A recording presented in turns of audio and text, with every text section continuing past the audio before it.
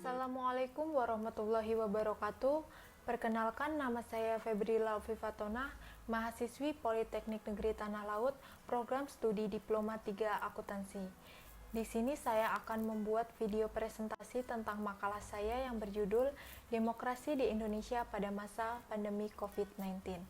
Nah, bagaimana sih pengaruh COVID-19 terhadap demokrasi di Indonesia? Kalau teman-teman pengen tahu dan penasaran, ayo simak video ini sampai selesai. Di sini saya akan membahas 4 poin penting. Yang pertama, pengertian demokrasi. Yang kedua, jenis-jenis demokrasi. Yang ketiga, kondisi demokrasi di Indonesia. Dan yang terakhir, pengaruh COVID-19 terhadap pelaksanaan demokrasi di Indonesia dalam berbagai aspek kehidupan, serta bagaimana kebijakan pemerintah dalam menanggulanginya. Demokrasi berasal dari bahasa Yunani, demos yang artinya rakyat, dan kratos atau kretien yang artinya pemerintah. Pengertian demokrasi sendiri menurut para ahli adalah sistem pemerintahan dan atau bentuk pemerintahan. Jadi dapat saya simpulkan, demokrasi adalah sistem pemerintahan yang kekuasaan tertingginya dipegang oleh rakyat. Jenis-jenis demokrasi yaitu demokrasi sistem parlementer, demokrasi sistem presidensial, demokrasi langsung, demokrasi tidak langsung, demokrasi liberal, dan demokrasi Pancasila. Demokrasi Pancasila adalah demokrasi yang ada di Indonesia yang bersumberkan pada falsafah Pancasila. Masa depan demokrasi pada umumnya mengarah pada dua hal, yaitu penguatan demokrasi dan pelemahan demokrasi. Ada dua jenis pelemahan demokrasi.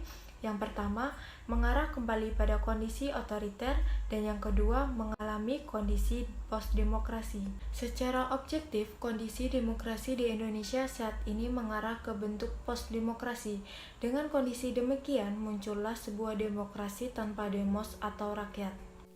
Setidaknya ada 11 karakteristik demokrasi di Indonesia saat ini yang mencerminkan demokrasi tanpa demos atau rakyat. Yang pertama, lemahnya pelaksanaan check and balance. Yang kedua, meredupnya sikap kritis masyarakat sipil. Ketiga, kepemimpinan nasional tidak membawa pencerahan atau pendewasaan politik. Keempat, lemahnya penerapan nilai-nilai demokrasi di Indonesia. Kelima, penegakan hukum yang tebang pilih. Keenam, memudarnya partisipasi rakyat yang otonom. Ketujuh, pelemahan kebebasan berekspresi demi stabilitas politik. Kedelapan, terjadinya dedemokratisasi internal pada lembaga-lembaga politik. Kesembilan, pelaksanaan pemilu dan pilkada yang syarat dengan manipulasi dan manipolitik.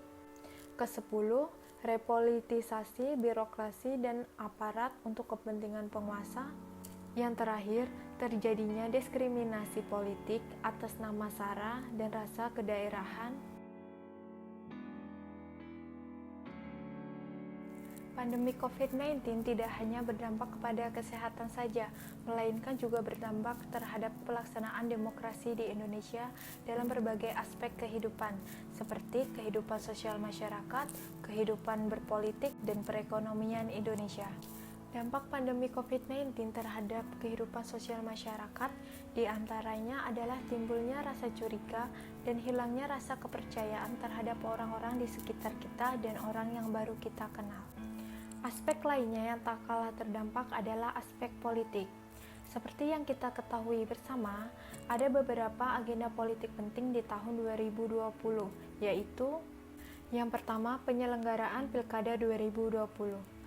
Wabah COVID-19 yang belum bisa diprediksi kapan akan berakhir, menimbulkan perdebatan apakah penyelenggaraan Pilkada 2020 akan tetap berjalan atau ditunda penyelenggaraannya. Selain itu, masih terkait dengan Pilkada 2020, wabah COVID-19 membawa implikasi yang signifikan terhadap strategi kampanye partai politik dan para kandidat yang bertarung dalam pesta rakyat tersebut. Agenda kedua yang masih dalam konteks politik adalah rencana pemindahan ibu kota negara dari Jakarta ke Kalimantan. Di tengah wabah COVID-19 yang belum ditangani secara optimal, tentu saja rencana ini menimbulkan pro dan kontra. Hal ini terkait erat dengan krisis ekonomi yang dihadapi oleh negara yang berpotensi membuat defisit APBN kian lebar dan pertumbuhan ekonomi terpuruk menjadi minus sekian persen. Sebagian kalangan berpendapat bahwa sebaiknya rencana ini dibatalkan dan dananya dialihkan guna penanganan COVID-19 serta pemulihan ekonomi pasca wabah nantinya.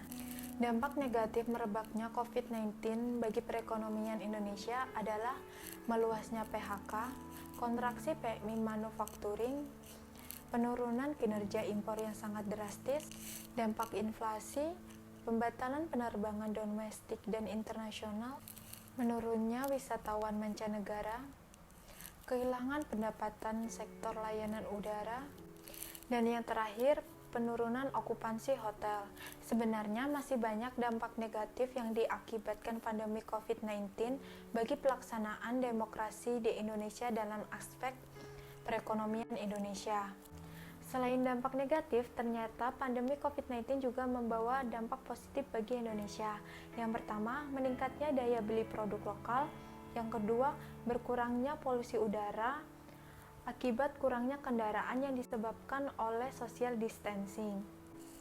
Kebijakan pemerintah terkait pandemi COVID-19 diantaranya yaitu social distancing, pajak penghasilan ditanggung pemerintah, kelonggaran membayar kredit, subsidi listrik, dan belajar di rumah. Jadi dapat saya simpulkan terkait pembahasan materi sebelumnya, demokrasi adalah sistem pemerintahan yang kekuasaan tertingginya dipegang oleh rakyat. Indonesia sendiri memakai bentuk demokrasi Pancasila. Dampak pandemi COVID-19 tidak hanya dalam bidang kesehatan saja, melainkan juga berdampak dalam pelaksanaan demokrasi di Indonesia dalam berbagai aspek kehidupan, seperti kehidupan sosial masyarakat, kehidupan berpolitik, dan perekonomian Indonesia. Demikian presentasi tentang makalah saya yang berjudul Demokrasi di Indonesia pada Masa Pandemi COVID-19.